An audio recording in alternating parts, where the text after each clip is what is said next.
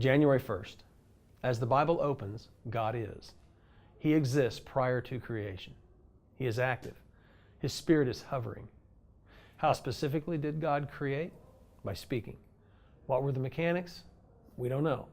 Moses, the author of Genesis, wrote enough to answer the who, not the how. Today's reading covers so much substantive material. We see the institution of the marriage union, created by God and not a matter of man's selective definition. We see life in the garden the way it is intended, unobstructed communion with God. Life was good. Indeed, it was very, very good. We see that Satan's pitch to Eve was the most dangerous kind, a partial truth. Yes, Eve would indeed become like God, knowing good and evil, but evil would be a horribly tragic thing to know. And we see the first messianic prophecy in chapter 3, verse 15. I will put enmity between you and the woman, and between your offspring and her offspring. He will bruise your head, and you will bruise his heel. We see Adam and Eve fall so easily, right off the bat, before they even had children, and before Eve even had a name. They didn't put up much resistance. They seemed to walk right into it. Couldn't God have warned them? Why would God allow his crown jewel of creation to disobey so easily? Was God taken by surprise? Of course not. God's question to Adam, where are you, was for Adam's benefit, to allow him to account for his actions.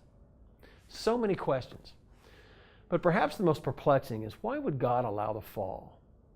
Because disobedience and its consequence are the risk of freedom.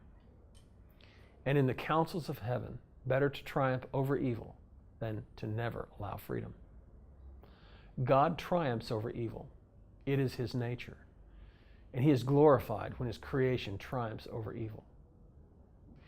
And as we will see in our readings this year, he is calling you and me to participate with him in his triumph over evil. And here's today's application. Have you discovered your life's purpose? Do you ever feel like you are adrift?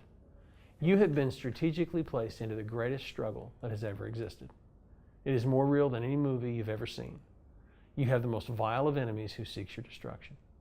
But you have a magnificent champion who is calling you into the greatest challenge and into the greatest adventure ever conceived. This year, purpose in your heart, in your mind, and in your calendar to engage with him and to walk daily with him in hearing his voice. Make this the year that you hear his voice more clearly than ever. Make this year the year that you say a deeper yes to him. Now here's today's prayer.